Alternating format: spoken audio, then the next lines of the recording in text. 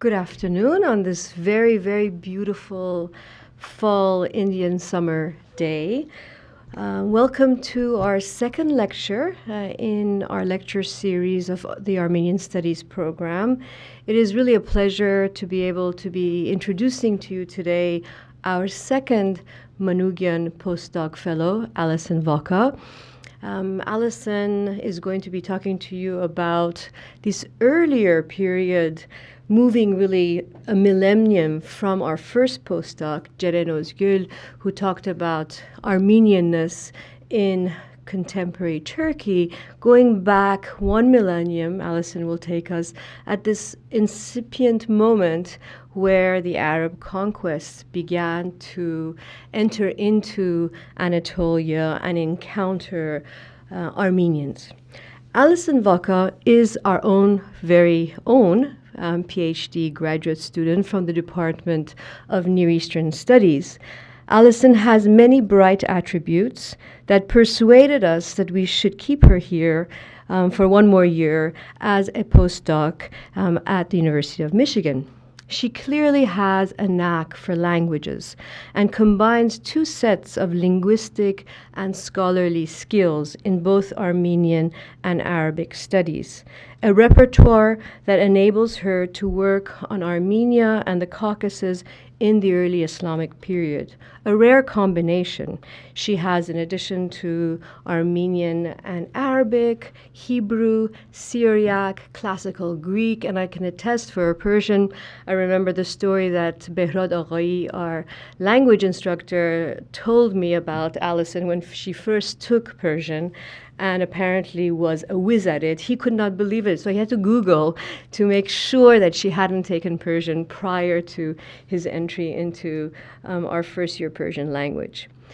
Beyond language, Alison's approach is refreshing. She studies early Islamic Armenia from the perspective of the Islamic frontier, in particular, and frontier societies in general, decentering hegemonic narratives, constructed by each respective linguistic field. Sure enough, Armenia not only turns out to have a different profile from better-known frontier provinces such as Khorasan, but one of Alison's major contributions is to argue that Armenia was an integral part of the Darul Islam, the abode of Islam. Yes, its population remained mostly Christian, but at least in the discursive realm of Muslim geographers, Armenia was part of their own world, rather than casting it as the other. Today, she will be focusing on a medieval Armenian source, Lewond's Arab invasions into Armenia, that draws a different picture of the Armeno-Byzantine Muslim frontiers. A classic conundrum that speaks to the complexity of history writing and the shortcomings of creating master narratives in the face of multivalent and bilingual sources. How can we read multiple, even contradictory evidence in order to establish the truth? Or should truth be considered when the past is being reimagined? Without further ado, please welcome Alison Vacca.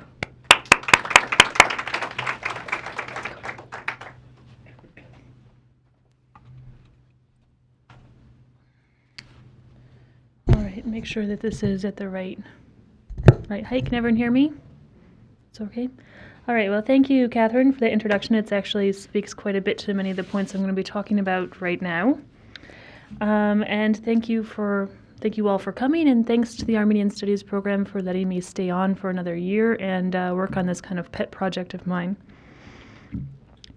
So I'm planning on using this as a platform to talk a little bit about the project that I've been working on for the past few months and plan to continue working on, hopefully until the end of this academic year.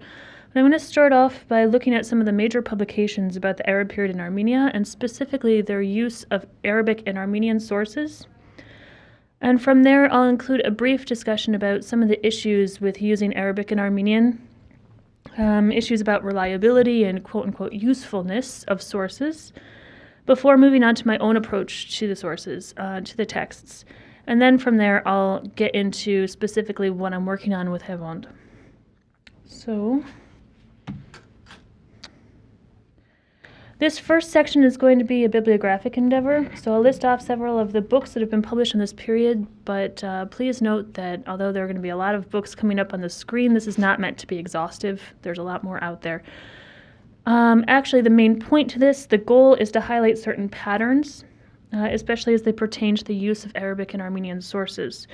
As you can see here, I've marked out 5 major phases of interest in Arab Armenia. First is the early 20th century works from Europe, and the second, Soviet-era Armenian sources. The third, works in Arabic from the 1970s to 1990s. The fourth, modern studies in European languages, mostly from the 1990s to the early 2000s. And then finally, renewed interest in the last 2 to 3 years. We'll skim through some of these pretty quickly, but I did want to talk specifically about this first section. So we'll start with the early 20th century publications coming out of Europe, mostly in German. Even at only a quick glance at the titles in this category, you can see a trend emerging from the works published in Europe. Topsian, for example, dedicates the first 12 pages of this first work here, Die inneren Zustände von Armenien unter Aschot, it's approximately a quarter of the entire work, to a review of the historical considerations about the main sources in both Arabic and in Armenian. We see from the title of his next work that he relied on a variety of sources, and that carries through to Hazarian's work as well. Hazarian is also concerned with sources in Arabic and Armenian, primarily with reconciling the differences between the two, and looking specifically at the Incursions and at the treaties, and trying to discern sort of a right answer of what really happened based on close analysis of these two texts in both languages. The most influential publication on the Arab period in Armenia, of course, is Armenia entre Byzance et l'Islam by Łewond. Originally published in 1919, I think actually it was written a little bit before this, but the publication was delayed from the war. He considered sources in Armenian, Georgian, Arabic, Syriac, Greek, and I think that might be it. But the point being that he considered a variety of sources and demonstrated knowledge of the historiographical advances of his time. Really, however, the greatest value of this source is that it's been reworked. It was reworked in 1980 by Canard. And he was able to update Laurent's comments to reflect recent advances in Islamic and Armenian history. And he's most helpfully able to add the comments of a specialist in Islamic history and an Arabist to the mix. So to give an idea of the extent of Canard's revisions of this work, in 1980 edition is 360 pages longer. It's more than twice the length of the original. Some of that is coming specifically from the Arabic text. So Canard added a significant section of translations from the Arabic, including authors like Yaqubi, Tabari, Tanouhi, and a lot of the geographers. And then finally, the last on the list, Vasmer is a significant contribution to the field, of course. He's a Russian numismatist, curator of the Hermitage, who was an expert in Sasanian and Islamic numismatics, working specifically with coin hoards, among other things. He relies exclusively on Arabic sources, European histories, and his own knowledge of Islamic numismatics. So overall, when we look at the early 20th century works coming out of Europe, working on the Arab period in Armenia, we see that they tended to take a variety of sources, Armenian, Arabic, Greek, and Syriac, although sometimes admittedly at what we would consider today to be a little bit at face value. The next significant stage of interest in Arab Armenia occurred in Soviet Armenia, and nearly all resulting publications exist in modern Eastern Armenian. Importantly, for this section, we see Melik Bakhshian's Armenia in the 7th to 9th centuries. His engagement with the sources demonstrates that he is familiar with Arabic literature, both historical and geographical sources. He cites Baladhuri, Makdisi al-Dinawari, and others, including several of the Arab geographers in translation. He also cites Byzantine authors as particularly important for the study of the Paulician movement in Armenia, namely Theophanes and Peter of Sicily. Melik Bakhshian's work provides a useful introduction to the period, but he's frequently overshadowed by the much more prolific scholar working in the period from the 1950s to the 1980s, Aram Terhavonyan. Terhavonyan's publications are far too numerous to list here. This slide shows only his books and omits his articles, which are helpfully published as a single volume. Or you can look at Mahe and Garsoyan's bibliography that they published in the Revue des Études Arméniennes in 1988 following Terhavonyan's death. This bibliography shows well over 100 works in French, Russian, and of course Armenian. Terhavonyan was born in Cairo and spoke Arabic fluently, moving to Armenia in 1948. He defended his thesis, The Emirate of Devin in Armenia in the 9th to 11th centuries under Orbelian in 1958, and this is available today only in Russian.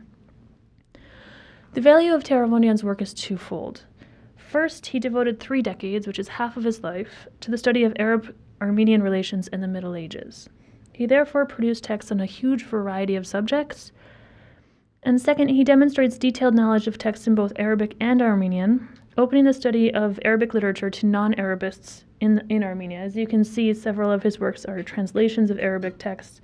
Well, Ibn al-Athir, and he also did a collection of, this last one, which was published after his death, is a collection of sources in Arabic that relate to Armenia. There are many more relevant sources from the 1930s to the 1970s written in Eastern Armenian, but these tend to cover material culture. This includes Hafadarian, Kalantarian, Mushahian, Jampoladian, just to name a few authors. And I've skipped over several of these studies, some of which are related specifically to the excavations in Devin. And I've also skipped past some European and American studies of Islamic numismatics because they contribute little to the discussion about using and manipulating texts. So just to, since this part is a little bit heavy, I'd like to move on to some other things, just to quickly look at the works in Arabic published mostly in the 1970s to 1990s. There are many books and articles written in Arabic about the Arab period in Armenia. I've put 2 authors up here who have published quite a bit. Both of these authors are familiar with Arabic histories and geographies, and they refer to Armenian, Syriac, and Greek sources, via French translation. They also rely on major modern publications of European and American Armenologists, Procès Adons, Laurent Canard de Deyan, several others, but they do not typically engage with scholars of Byzantine or Islamic history from the West. They turn to Arab scholars in those subjects, with the exceptions of names such as Marquardt, Minorski, Honigman, and Kahin. You can see from the slide that the authors put forth effort to incorporate the Armenian perspective, although they're looking to fit Armenia into caliphal history. So instead of lingering here, I'd like to jump to more recent scholars publishing in the West, in English and in French. These works fall into 3 subcategories. They're book-length projects, which tend not to be addressed to academic audiences, so I'm going to skip past them. There are book chapters, some of which are written by extremely accomplished scholars, such as Garsoyan and Martin Izard. But as book chapters, usually within books of Armenian history, their goal is to present the period as it pertains to Armenian history, and it's also very curtailed in terms of what they hope to accomplish. So the third section in the modern works is articles, and this is where some of the great work on the Arab period in Armenia has come out. It's noteworthy, to me at least, that since the death of Aram Terhavonyan, historians of Armenia and not historians of Islam have dominated the study of Arab Armenia.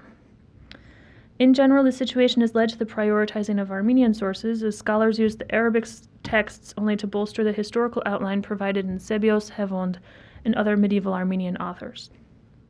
Thompson's contribution to the field is quite obviously quite impressive. In addition to these 2 articles, he translated Sebios and Tovmar Tsuni, and even some of the comments he makes on the later Mokhit Argosh are pretty interesting in terms of Armenian perception of medieval Muslims. Obviously, these works are extremely useful, but they are focused in Armenian literature and historiography. This is obvious by the nature of the works, the translations, and the titles of the articles. Moving on to Mahe, again, some of these articles are extremely useful and influential, but they are based in Armenian sources and Armenian historiography. Here we see specifically the focus on the Armenian Church, which we'll come back to later. And in fact, from here I'd like to skip ahead. We'll come back to Tim's work. If anyone is interested in the publication from the last 2 to 3 years, perhaps we can get back to it in the question and answer. There are a few interesting publications that have come out. But one of the things that I'd like to point out is that, as we've seen, the use of not only Arabic and Armenian sources for the history of Arab Armenia, but also Syriac and Greek and a variety of sources is not new, and it was once the norm. It was what we see from the early 20th century on. But this isn't really the case anymore. Scholars are publishing much more concise topics relating to Armenian history and prioritizing Armenian sources. And so my question walking into this is why? There are 2 questions here, methodology and reliability. For methodology, we're going to turn back to Greenwood, who is one of the few to explicitly mention his decision to use only Armenian sources.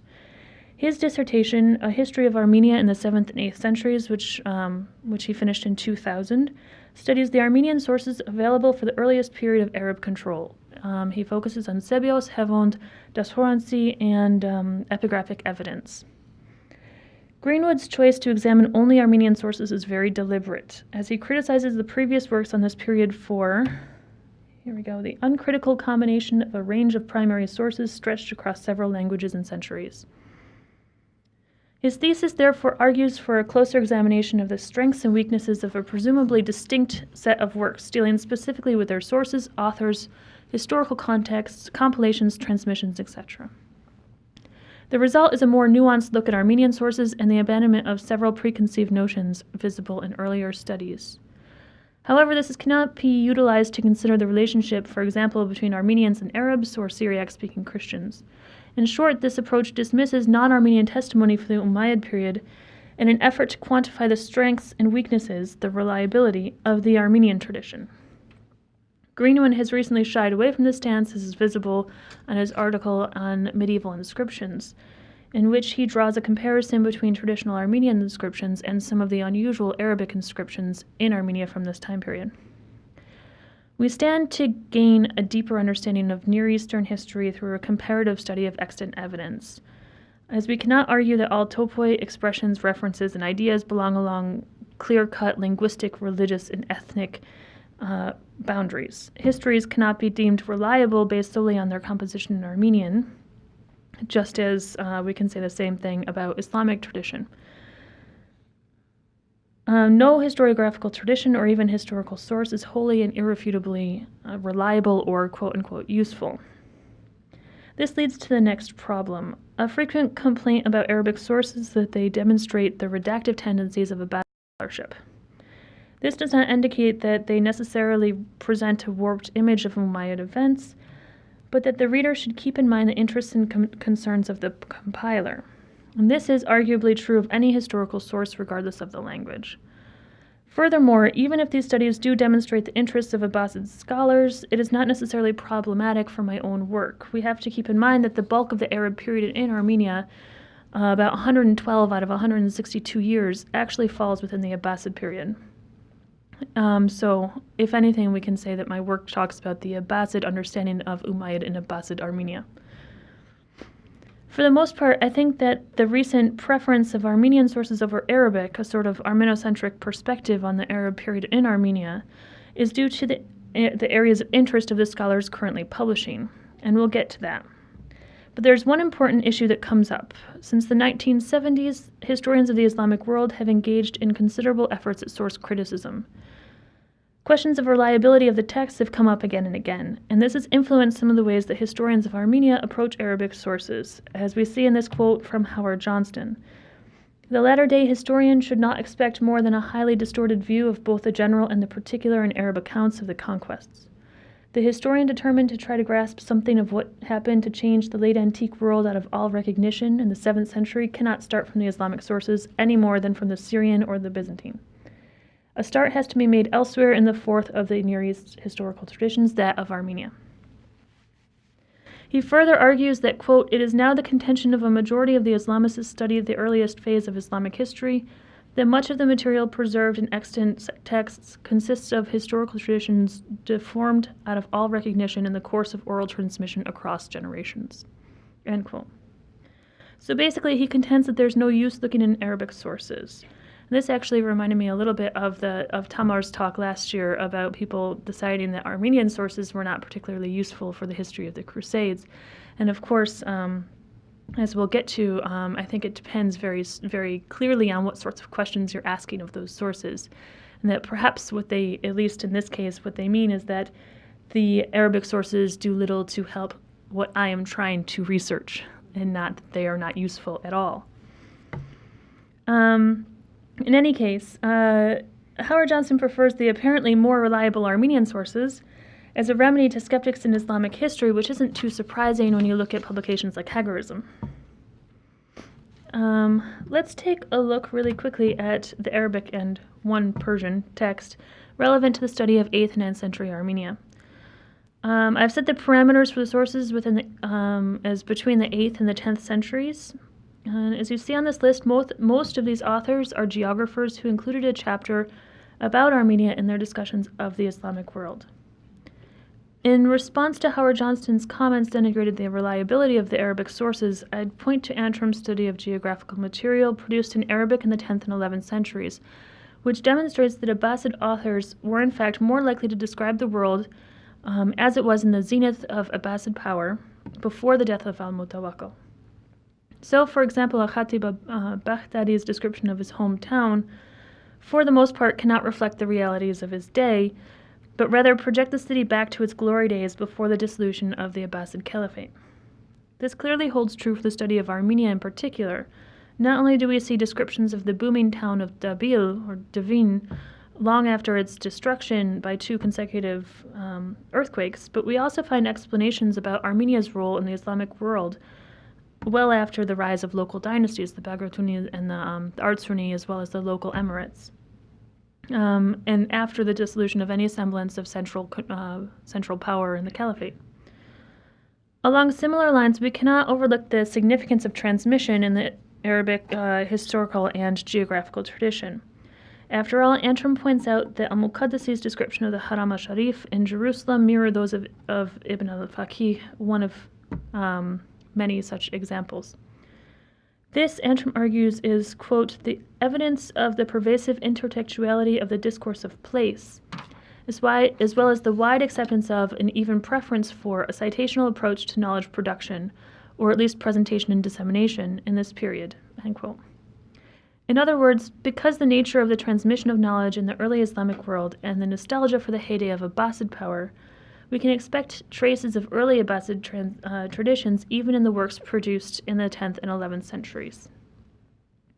Reviewing the 10th century sources in Arabic that are relevant to the study of Armenia up on the slide, we actually see a number of points to support the reliability of Arabic sources.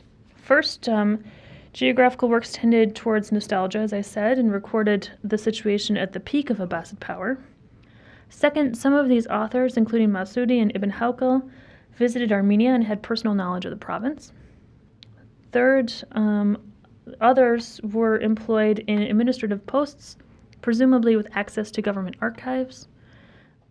Fourth, Masudi and Tabari at least clearly had access to other sources, including translations from the Greek and the Pahlavi. And fifth, the inclusion of conflicting reports in Arabic works actually argue for their reliability, as these preserve examples of historical claims and debates about specific issues of note from the pre- and early Abbasid period. I therefore tend to accept the reliability of Arabic sources from the 10th century at least, depending of course on the specific information called from each source, the reliability of each individual author, and his presentation of the material. My only conclusion here is that the interest in Arabic sources is fully dependent on the perspective of the researcher. And rather than dismissing them as unreliable, we first need to understand that a text's reliability and its usefulness aren't absolute. They are tethered to the questions that are asked of it. So, for Howard Johnston and for Greenwood alike, Arabic sources are not central to their interests.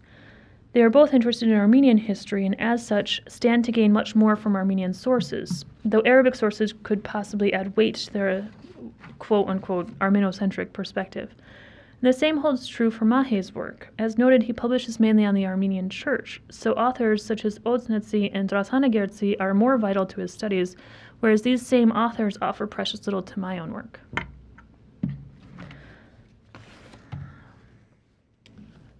So both reliability and usefulness are dependent on the questions. I walked into my work with the goal of understanding Armenia as a province of the Caliphate. This is different from the perspective of Thompson, Gorsoyan, and Greenwood, although I would argue closer to what Vasmer was trying to do, not in methodology, but in goals.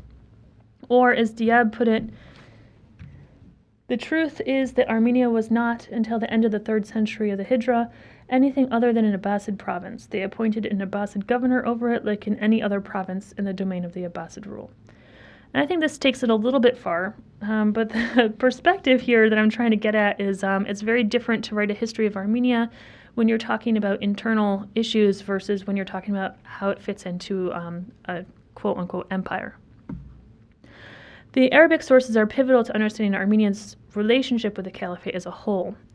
For my purposes, though, the Armenian sources may actually demonstrate more historiographical difficulties than the Arabic ones, a sort of inversion of the current norm due to a question of perspective. Let's look at the Armenian sources from the 8th to the 10th centuries. I'll jump around a little bit, but Tovma Artsuni is actually particularly difficult for my own work. Tovma was obviously a member of the Artsuni family. His ignorance of the rise of Gachik Artsuni in 908 indicates a terminus ante quem of his history. There are 3 main reasons why I find this work particularly difficult to deal with when you're talking about the Arab period. The main reason is that Tovma's chronology is very uneven. He begins his section of Islam by devoting several pages to the lifetime of Muhammad. But then he breezes through the rest of Islamic history up to the Caliphate of al-Mutawakkil, skipping past most of our period. He lists most, but not all, of the Umayyad and early Abbasid caliphs in the lengths of their reign, commenting only briefly on the fitna between Abd al-Malik and Ibn al-Zubayr, the burning of the churches in Nakhjavan and Haram, the correspondence between Omar II and Leo III, and the discrimination against the church under Yazid II. In other words, Tovma lists the rulers and a few details borrowed from Łewond over a page or 2 and then moves on. His main concern is with the reign of al-Mutawakkil, and in particular the expeditions of Buha. He can offer nothing of note for the bulk of the period, while his concern with a particularly bloody series of episodes at the end of our period sets the tone for the rest of the work. Second, Tovma has in mind an agenda for the Armenian people, and we're going to get back to this a little bit later, in response to the horrific experience of Buha's expeditions. Tovma consciously imitates the rhetoric found in Yahishe. Robert Thompson notes that this may be a deliberate attempt to mobilize the Armenian population against the Arabs, modeled after the famous revolt of Vartan Mamagonian against the Persians. Tovma's veiled call to arms against the Caliphate fits in the political chaos of after al-Mutawakkil's death, given the severely weakened state of the Abbasid Caliphate at the time. And finally, Tovma's work includes information that sets it apart from other works. Robert Thompson's articles again outlined that Tovma includes things about Islam and about Muhammad that we didn't see in Armenian literature beforehand. If we look very briefly at these other authors, Hovhannes Oznetsi, known as John the Philosopher, was Catholicos of the Armenian Church from 717 to 728. He is famous for his canonization of Armenian church law and his stance against heresy. His works, including most famously Kanonagir Kayots, but also Athena Banutyun, are immensely valuable for the study of Armenian church history, but offer little to the historian of the Islamic world. They demonstrate the religious concerns of the early Arab period, but Oznetsi's primary concern is to formulate an Armenian response to Chalcedonianism and to the Paulician heresy. Drasanagertsi, known as John Catholicos or John the Historian, was probably born in the 850s and was Catholicos from 897 or 898 to 924. Drasanagertsi, in fact, offers little for the study of the period. Maksudian's study concludes, quote, Hovhannes speaks very little about major political concerns, and if he does, his information is essentially marginal, end quote. Instead, he offers information on the Catholicoi of the period, a topic that is presumably much closer to his interests and for which he has highly reliable sources. Drasanagertsi's reliability, therefore, like that of every historian, depends on the subject and sources of his discussion. This leaves Das Horansis Patmutunachvanits, which is useful but limited, and of course Łewond. A review of the material available in Arabic and Armenian from the 8th to 10th century does not establish clearly that the Armenian sources are preferable or more reliable than the Arabic ones. In fact, with the obvious exception of Łewond, most of the Armenian sources are not particularly forthcoming about the Arab period in particular. Meanwhile, some Arab authors from the same 3 centuries visited Armenia and/or held official positions in the Abbasid administration, allowing access to government data and archives. Both sets of historical sources demonstrate idiosyncrasies that need to be assessed on a case-by-case basis, of course. Again, questions of reliability and usefulness depend greatly on types of questions the researcher is attempting to address. For my purposes, the Armenian sources tend to be less helpful than the Arabic, with the exception of Łewond.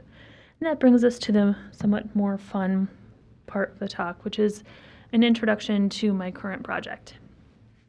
I'd like to spend a few minutes introducing my work to the community because I know that the bulk of it is spent in my own little box working on it in isolation. I've been working on an edition of the classical Armenian text of Łewond's history, Patmutun, sometimes referred to as the Arab Incursions into Armenia, Arshavan-Garabatsi-Hayas, as well as an English translation and a commentary to make the text useful to the historians who do not read Armenian, specifically historians of Islam and Byzantium. This text is traditionally considered an 8th century history due to the fact that it was written for Shapu Bagratuni and ends abruptly in 788. However, earlier this year, Tim Greenwood published a lengthy article to argue that Shapu Bagratuni actually refers to a 9th century figure, suggesting a somewhat later date of composition. Either way, the text preserves interesting material for the period from 632 to 788, including not only data on Armenian Nakharark and the state of the Armenian Church, but also things that would be useful to scholars working in Near Eastern history writ large. I'm only halfway through the text right now, but here are some of the topics that it has covered that may interest historians of Islam and Byzantium. The so-called rightly guided caliphs, the Arab conquest of Syria, Iran, and Armenia, Arab-Byzantine wars, Khazar raids and Umayyad response, the Umayyad attack on China, which was actually pretty interesting if you ever want to read stories about empires calling each other dogs and little girls. It's actually quite interesting and entertaining. The effects of the fitnas, and of course this correspondence between Omar II and Leo III. This last is obviously of great theological value, but it is also important from a literary perspective, since it ties to a larger body of material in Latin, Arabic, and Alhamiado. Łewond's work is remarkably important for the history of 7th and 8th century Near East, and yet it's difficult to get access to it. For scholars who read Armenian, the 1857 edition printed in Paris is full of mistakes and very difficult to read, but it is available for free on Google Books, which is nice. The more commonly cited 1887 St. Petersburg edition is actually difficult to find. The U of M, which I think has a more than satisfactory collection of Armenian history books, actually doesn't have a copy of it. Scholars who do not read Armenian can only turn to translations either from the 19th century or translations that are not published in academically recognized milieu. So Arzumanyan published his through the Western Diocese of the Armenian Church of North America, and Bedrosian put his online, which again, it's free, which is nice, but if you're working on an academic article or something like that, citing it can be difficult. When I began work on this project, I thought that I would make a critical edition, quote unquote, to eliminate the reliance on the 19th century editions from Paris and St. Petersburg. There are 12 extant manuscripts of Łewond's history, 4 late and defective manuscripts in Venice, and 8 in Yerevan. All of these manuscripts are partial and relatively late, the earliest from the 17th century, with the exception of Matanaran 1902. I'll go ahead and put just a random page that I happened to be working on when I made this slideshow up on the screen so you can see in general what it looks like. The text is luckily quite easy to read. According to the most of the works done on it, it was written in the 13th century. And yet, when I started the transcription of the manuscript, I was concerned about making corrections, quote unquote, to make a critical edition. I found myself interested in the idiosyncratic details about this specific manuscript and decided that it would be more useful to create an edition of this particular version of the text for 3 reasons. The first reason is time. I only have a year for this project and can't possibly gain access to all of the manuscripts to produce a perfectly balanced edition, and I'm not really sure that would actually be the most useful publication anyway. At a certain point, small divergences between 2 late and defective copies of manuscripts is less important than getting an actual copy, useful copy out there. And I didn't want to hold up the entire project for a decade to analyze every single small bit. I hope, though, to return to a question of transmission later. And so I had to establish reasonable expectations and parameters for the project and decided that this much earlier and the fullest text available would be the best place to start. Second is that deciding on a right answer can be particularly difficult. And what comes to mind for this is a section in the Arabic geography of Abu Fidda. And as I was working on Arabic geographical texts about Armenia, I came across a passage that says, "From the east, Armenia borders on the land of the Armenians." And the editor doesn't understand this, but notes that it should probably read from the land of the Rum, or the Byzantines. But Ibn Hawkal's work, to nod to Professor Bonner's work right now, divides Armenia into 2 parts, one controlled by the Arabs and the other by the Armenians. And so if we take this context that Armenia and the land of Armenians are 2 separate entities, then that could actually make sense. So just because something isn't entirely clear to me doesn't mean that it's that I should feel free to fix it to make a sort of more coherent copy. It might, or rather will, make sense to someone with more training. The third reason that I decided to stick to this particular manuscript is that Tim's article, which I mentioned earlier, suggests that we can decipher traces of Łewond's sources by close reading of the text. I'm not going to get into this idea at any length, but I do believe that responding or engaging to this argument will not depend merely on a close reading of the text, but actually also we need to be aware of the manuscript and the transmission of the text. Small details in each manuscript, like spelling, abbreviation, and handwriting, etc., could signal a switch in scribes instead of sources. So I think that if we're going to engage with some of Tim's theories that he published recently, we need to go back to the actual manuscripts. So in the end, I've decided to work specifically on the oldest and most complete manuscript, and I've been transcribing the text directly from the manuscript without tampering with it. This means that it differs in many places from the 1857 and the 1887 printed editions. Since these are the texts usually cited, and because the 19th century editions tend to correct the incorrect passages, which I'll get to in a second, I've been marking discrepancies between the printed editions and the manuscript in footnotes. This, I hope, will offer suggestions when the reading is not clear, and will also explain why my edition is different from the ones that are usually cited. There are thousands, literally thousands, of differences between the manuscript and the printed editions of Łewond's text. Though most are extremely minor and have very little meaning. To give you an idea, right now I'm averaging just over 7 discrepancies per page between the 1857 printed edition and this manuscript. And keep in mind that this is per page of the manuscript, so when it's transcribed, it actually only ends up being about a paragraph. As I said, most of these discrepancies are minor, the lack or inclusion of a definite article, the spelling of a word, etc. I find it useful to include both the manuscript version and the corrected version, though, It's very common to see a mix-up in cases in the manuscript, for example, an accusative marker za along with the nominative case ending, or a disagreement between the subject and verb, a number disagreement, for example. The printed editions fix these issues, which makes it far easier to read, but still loses some of the original. And I think that these mistakes, as well as the spelling especially, give us clues about the scribe preserving the manuscript. The changes are, as you might expect, exchanging pe and ben or da and ta. The scribe's spelling choices and his frequent mix-up of declensions and conjugations clearly demonstrate his grasp of classical, which was then reworked into textbook-ready classical Armenian in the more correct 19th century European editions. My decision to preserve the text as per the manuscript is founded in the hope that it will further a discussion about transmission of early medieval texts and scribal training in the later medieval period. To this end, I've also been transcribing the marginalia of this particular manuscript. My project has a dual audience. On the one hand, it will supply an edition of the Armenian text for scholars working in Armenian literature and history. But it will also include a translation into English, along with a commentary aimed at people who do not read Armenian.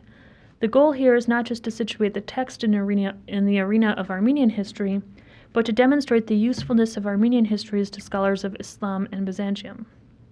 My assumption is that it will be most valuable to scholars working in Near Eastern history who, because they're using the translation, don't typically work with Armenian sources.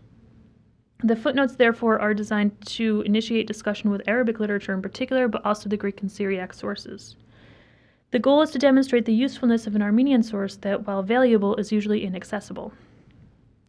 Also, I have a vested interest in drawing ties between the various literatures of the Near East to demonstrate that Armenian sources can not only be useful but central to Islamic history, is as difficult to argue as the stance that Arabic sources are invaluable for considering the history of Armenia. Again, I'm based in the assumption that Near Eastern literature is not clearly divided by religion and language. So, where does this lead? Hopefully, the publication of the text will make it more readily available and therefore jumpstart interest in the text. I'm also considering following up, as I said, with an article about the transmission of the text, should I have access to the rest of the manuscripts. But even just looking at this one manuscript, I've gained some amount of perspective on work that I've already done, as well as a few ideas of where I'd like to go next. And I'm going to show a specific example. It's very minor, but I think it's quite fun, so we can end on a kind of more interesting note of how Łewond's text has added to my own work. In my dissertation, I discussed an article that Mulderman published in 1926. It's a brief half-page notice that juxtaposed a description of Yazdegerd in Yahishe and Al-Mutawakkil in Tovma Artsuni. The passages are linked, and Tovma had pulled on Yahishe's description of the Sasanian Empire to inform his own description of the Caliph. This was picked up in Thompson's translation of Tovma Artsuni's Patmutun Artsuniadstan. During the process of writing my dissertation, we discussed that Tovma's calquing of Yahishe's description could possibly have been merely a matter of his lack of familiarity with classical Armenian. Yahishe's text modeled a language that Tovma did not use on a day-to-day basis, and I agree. However, Thompson also mentions that this occurs specifically in relation to people of power, suggesting that it could have had a more profound meaning. He argues there are many occasions when Thomas depicts his Muslims or contemporary Armenians with imagery taken directly from Yahishe. This occurs too frequently to be coincidental, and since Yahishe was well known to Thomas's readers, the effect is deliberate. The question, however, remains whether Yahishe had merely provided a convenient framework in which to place the attitude of Armenians to their new Muslim overlords, or whether, by reminding his readers of Vartan and the heroic Armenian struggle, Thomas was holding up a model of conduct also relevant to his own day. This fits very well with my own arguments about continuity between the two regimes. To the Armenians, the Arabs are quite comparable to the Persians. And I can't say with any certainty that the links between Yahishe and Tovma are due to the latter's unfamiliarity with classical or more developed political message, but I have, interesting enough, found another Caliph as Yazdegerd example. In this section, immediately following the death of Omar II, which is, he's the one who Vacca in a way, we see complaints about the violence of his successor, whom he names Yazdegerd. And as you can see in this slide, this is where a pointer would be useful up here. And of course, Łewond is referring here to Yazid ibn Abd al-Malik, the caliph from 720 to 724. Oh, thank you. Here we go. And instead of naming him Yazid, he calls him Yazdegerd. Again, this is only one reference, and I'm not trying to make any sort of large conclusion out of it, but I find it interesting on two counts. First, it's still a political figure, which follows the examples laid out by Thompson, but also it's specifically Yazdegerd, leaving me to wonder if it is the memory of this particular emperor and the Armenian Wars for Independence weigh heavier than any other factor in the comparison. By calling al-Mutawakkil or Yazid Yazdegerd, Łewond and then Tovma means something more than simply linking Persian and Arab rule. Yazdegerd was the obvious oppressor, a sort of trope of his own. Second, it also raises questions about the links between Łewond and Tovma.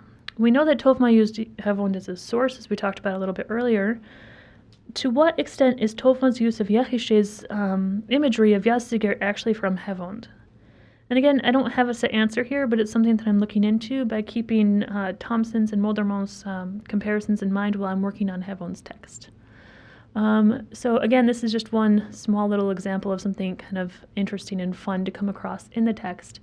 Most of it is just day-to-day progress on a translation. So I'd appreciate any comments, any ideas that people have with such work, and thank you for your time.